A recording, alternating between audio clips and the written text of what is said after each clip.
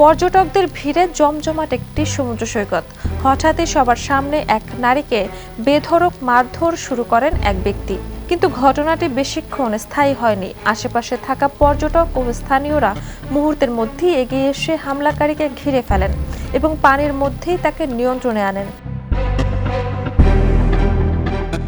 সামাজিক মাধ্যমে ভাইরাল হওয়া ভিডিওটি ডোমিনিকান রিপাবলিকের ইসলা সাউনা সৈকতের বলে জানা গেছে।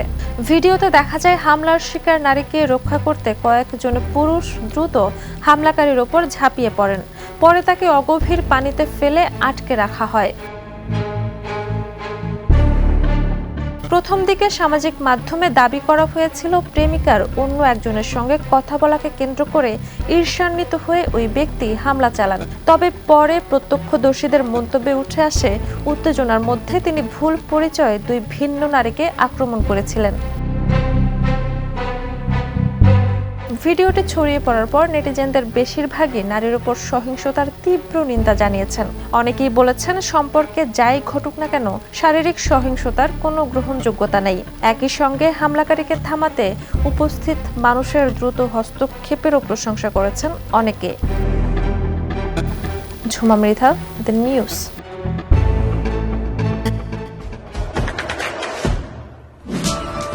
দেশে দেশে সবার সাথে দ্য নিউজ।